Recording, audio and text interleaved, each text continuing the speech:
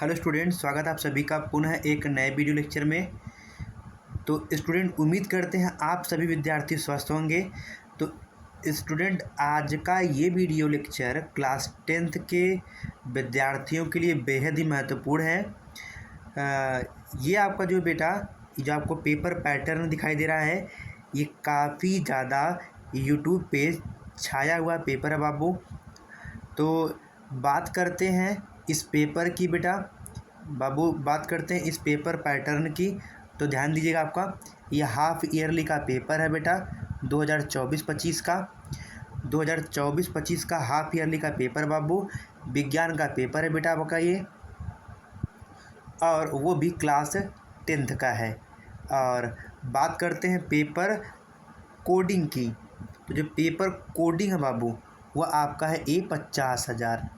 सबसे ज़्यादा present time में पूरे यूट्यूब पे छाया हुआ सबसे पॉपुलर पेपर आपका यदि प्रेजेंट टाइम में है बेटा कोई, वो आपका है A50,000।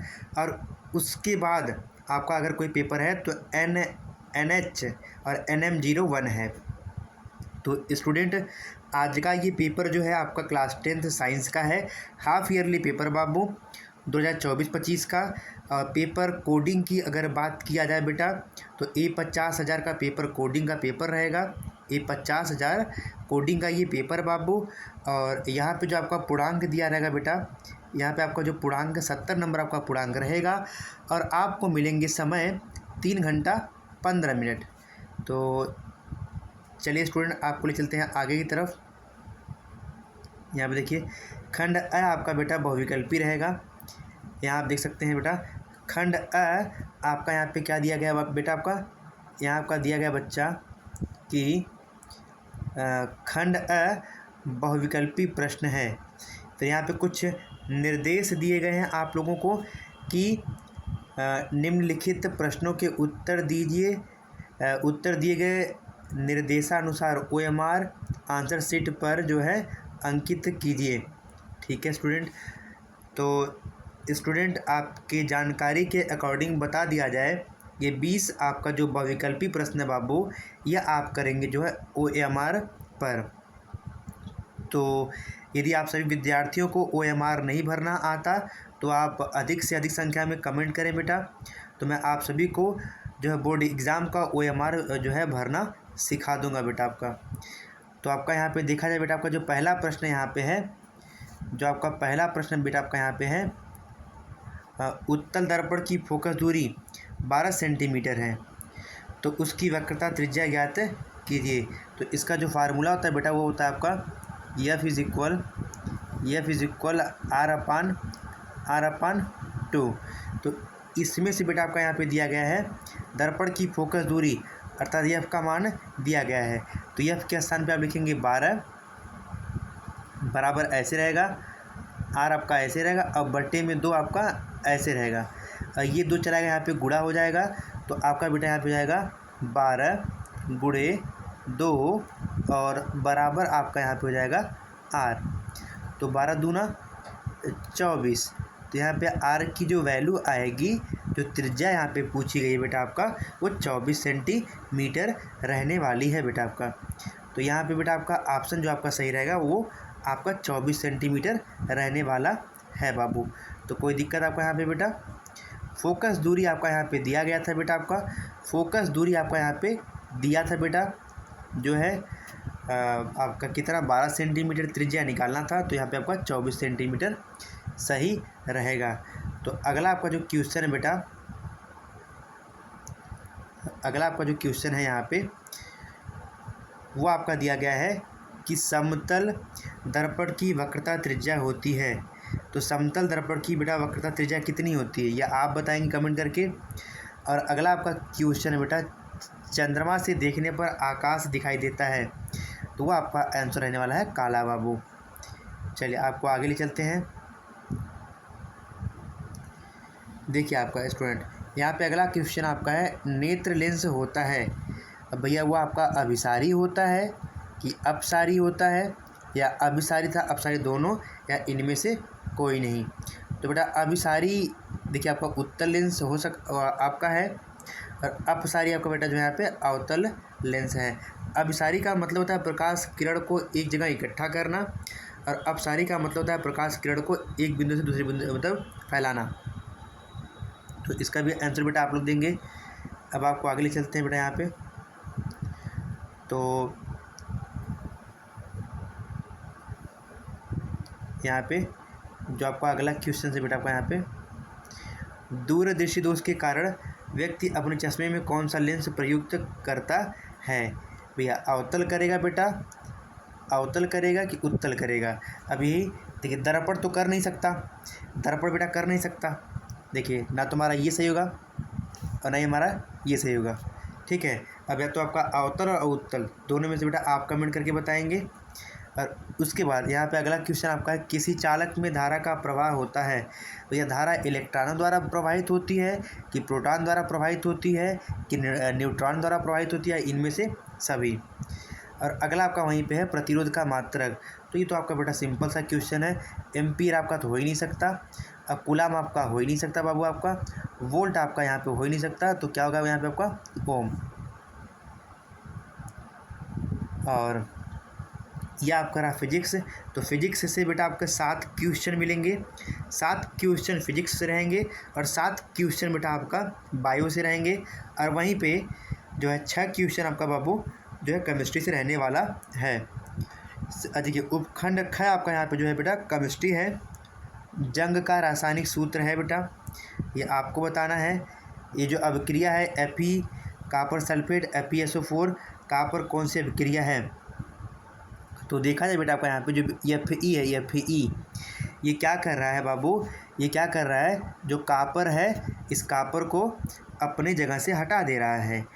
तो बेटा योगात्मक तो हो नहीं सकता क्योंकि जोड़ तो रहा नहीं है, आपका वियोजन अभिक्रिया है। और अभी कौन सा वियोजन आपका बाबू? एकल, एकल वियोजन।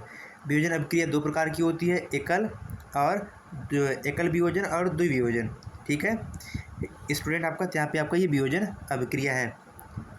और अगला आपका यहाँ पे क्वेश्चन बाबू आपका है प्लास्टर ऑफ पेरिस का अणुसूत्र है। तो ये आप कमेंट करके बताएंगे बाबू। देखिए ना तो ये आपका हो सकता है और ना ही आपका ये हो सकता है, बाकी आप कमेंट करके बताएंगे बेटा। आपका जल का pH मान कितना होता है बेटा, ये आप कमेंट करके बताएंगे। और आपकी जानकारी के अकॉर्डिंग बता दूँ, ना तो 0 होता है और ना ही 1 होता है। और अमलगम होते हैं बाबू। और उसके बाद अमलगम उपधातु होते हैं कि मिश्र धातु होते हैं बाबू, या यौगिक होते हैं या विषमांगी मिश्रण होते हैं? तो ये आप कमेंट करके आप अपने जो है पेपर के लिए तैयार कर सकते हैं। बाकी अगर नहीं आता है तो मैं हमेशा ऑलरेडी आपके लिए बैठा हूँ बेटा। एल्युमिनियम का अयस्क है, क्या बाबू आपका कोरंडम है या रूबी है या काओलिन है या बॉक्साइट है? चलिए अगला क्वेश्चन बेटा आपका बायोलॉजी का है। तो ये आपका 7 क्वेश्चन रहेगा। बायो का बच्चा को यहाँ पे है कि रेनिन का स्राव कहाँ से होता है? उसके बाद आपका यहाँ पे है प्रकाश संश्लेषण की क्रिया में बनती है। और यकृत स्रावित करता है, यकृत क्या स्रावित करता है बाबू आपका? फिर अगला आपका यहाँ पे क्वेश्चन है 17 और 18, 19, 20। 17 आपका यहाँ पे बेटा वृषण की वृद्धि को प्रभावित करने वाला हार्मोन है प्रोजेस्टेरॉन, टेस्टोस्टेरॉन, मेलाटोनिन या गैस्ट्रिन। मनुष्य में शुक्राणु में ऑटोसोम्स की संख्या होती है, आपका है बेटा 22, बी आपका है 46 अर्थात 46, तीसरा आपका है 44 और यहाँ पे आपका है 24। और अगला आपका क्वेश्चन यहाँ पे बेटा है कि परागकण उत्पन्न होते हैं भैया अंडाशय में, परागकोश में, पुतंतु में या वर्तिका में? और अगला आपका है बीजों का बीजावरण विकसित होता है कहाँ बेटा?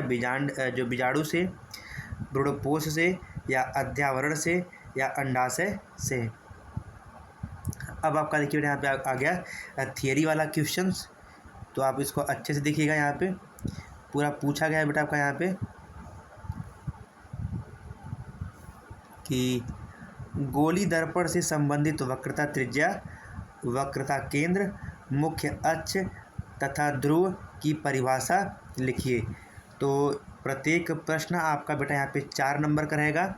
यहाँ आपको बताना है बेटा वक्रता त्रिज्या की परिभाषा, और साथ ही साथ आपका यहाँ पे बेटा वक्रता त्रिज्या की परिभाषा, और साथ ही साथ बेटा आपका यहाँ पे वक्रता केंद्र, और उसी के साथ साथ आपका यहाँ पे मुख्य अक्ष की परिभाषा और ध्रुव की परिभाषा आपको देनी है। तो प्रत्येक प्रश्न आपका 4 नंबर का रहेगा।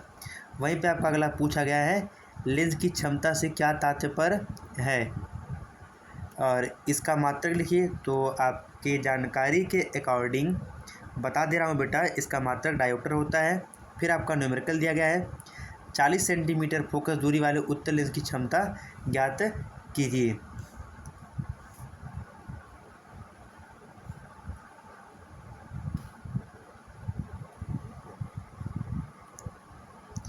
और वहीं पे अगला क्वेश्चन बेटा आपका यहाँ पे है, ये देखिए तीसरा आपका यहाँ पे है 15 सेंटीमीटर फोकस दूरी वाले अवतल लेंस से किसी वस्तु का प्रतिबिंब लेंस से 10 सेंटीमीटर दूर बनता है, वस्तु लेंस से कितनी दूर पर स्थित है, किरण आरेख भी बनाइए। तो बेटा किरण आरेख का एक डायग्राम तो आना ही रहता है। अब देखिए आपका यहाँ पे अब चौथा वाला आपका यहाँ पे दिया गया बेटा आपका कि निकट दृष्टि दोष तथा दूर दृष्टि दोष क्या है, और प्रत्येक के कारण बताइए। ये आपका 6 नंबर का रहेगा बेटा। तो यदि आपको यह वाला प्रश्न नहीं आता है तो इसके अथवा में दिए गए प्रश्न, क्या ओम का नियम क्या है, इसका सूत्र बताइए तथा प्रायोगिक सत्यापन कीजिए। 6 नंबर का प्रश्न बेटा आपका ये रहने वाला है। चलिए आपको ले चलते हैं बेटा आगे। ये आपका टर्न रहेगा यहाँ पे केमिस्ट्री का और बायोलॉजी दोनों का। तो आपका यहाँ पे दिया गया बाबू आपका यहाँ पे कि निम्नलिखित पर संक्षिप्त टिप्पणी कीजिए। मतलब बेटा संक्षारण किसे कहते हैं और विकृत गंधिता के बारे में आप सभी विद्यार्थियों को एक्सप्लेन करना है। वहीं साथ ही साथ बेटा आपका विरंजक चूर्ण का रासायनिक नाम तथा अणुसूत्र का तथा निर्माण विधि का रासायनिक समीकरण दीजिए तथा 2 उपयोग भी लिखिए। और वहीं पे आपका केमिस्ट्री के धातु और धातु नामक चैप्टर से चैप्टर नंबर 3 से आपका है कि धातु तथा धातु के 3 रासायनिक जो है रासायनिक गुण समीकरण सहित लिखना है बेटा आपका। और यदि आपको ये क्वेश्चन नहीं आता तो इसके स्थान पे दिया गया अथवा वाला क्वेश्चन अम्ल तथा क्षार के 3 रासायनिक गुण लिखिए। ये भी आपका क्वेश्चन बाबू 6 नंबर का है। अब उपखंड ग की बात करते हैं बेटा आपका यहाँ पे, ये बायो से आपका यहाँ पे है।